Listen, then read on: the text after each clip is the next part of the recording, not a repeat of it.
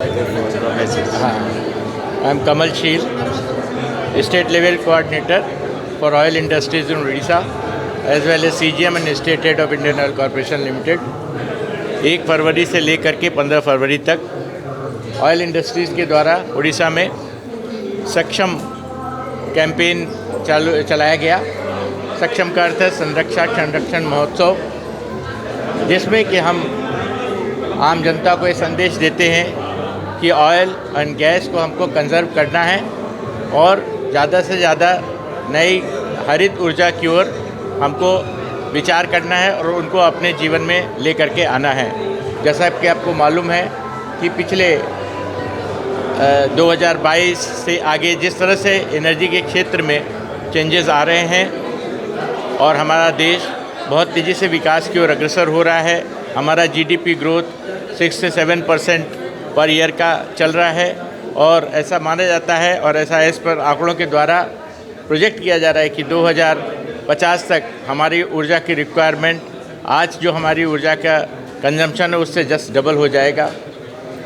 लेकिन इस तरह का जो विकास हमारे बीच में आ रहा है उसमें जो एनर्जी का रोल है वो बहुत महत्वपूर्ण है और एनर्जी का कंजम्पशन भी उसी तरह से बढ़ता चला जाएगा। जो इस एनर्जी की कंजम्पशन बढ़ रहा है, बट सबसे बड़ी चिंता का विषय है कि उसमें फॉसिल फ्यूल का जो कंट्रीब्यूशन है वो सबसे ज़्यादा है। तो हमारा फॉसिल फ्यूल की ओर से डिपेंडेंस हमको कम करना होगा, क्योंकि क्रूड ऑयल हम 85% क्रूड ऑयल भारत में इंपोर्ट होकर के आता है, जिससे कि हमारी इकोनॉमी के ऊपर वो एक बहुत बड़ा कंस्ट्रेंट होता है।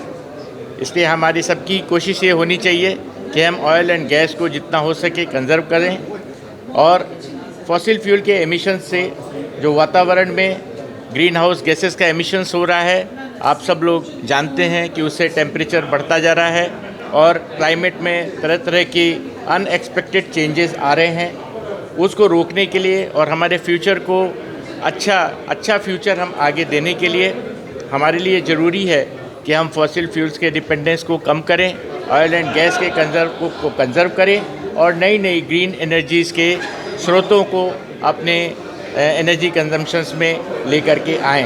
विद यही बैकग्राउंड के साथ में इस वर्ष का ये संरक्षण क्षमता महोत्सव का थीम था save oil and gas go green. और ये यद्यपि 15 दिन का प्रोग्राम था, लेकिन इसको पूरे साल हम इसी तरह से आगे इस मैसेज को लोगों के बीच में प्रचारित करेंगे। इस कैंपेन का मुख्य उद्देश्य ही था। Thank you. All over world there are most fossil oil deposited here at Bharat Mahasagar inside India. Then there are several energy powerhouse India.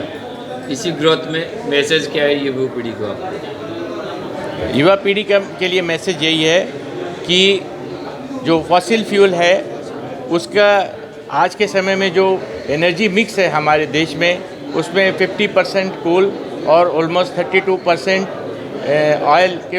Oil and gas के ऊपर हमारा वो है, जिससे कि कार्बन एमिशंस ज़्यादा बढ़ रहे हैं। आगे आने वाले समय में हमारे देश का भी ये लक्ष्य है कि 2030 तक जो अभी गैस का कंट्रीब्यूशन 6 से 7% के बीच में है, इसको हमको बढ़ाकर 15% तक लेके जाना है ताकि कार्बन एमिशंस कम हों। आप देख रहे होंगे CNG, CBG ये अब धीरे धीरे ज़्यादा इनका आ रहा है।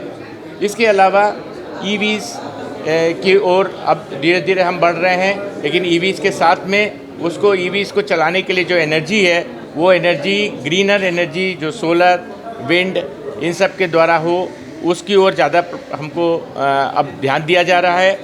इसके अलावा जो हमारा हाइड्रोजन है, ये एक बहुत बड़ा आगे आने वाले समय में गेम चेंजर के रूप में आएगा और इन सब चीज़ों से, जैसा आपने कहा कि अभी जो कोल के एनर्जी थर्मल पावर स्टेशंस हैं उनके ऊपर हमारा, यद्यपि ये सब रहेंगे, they all will be there, but the growth will be taken over by the new type of greener form of energy.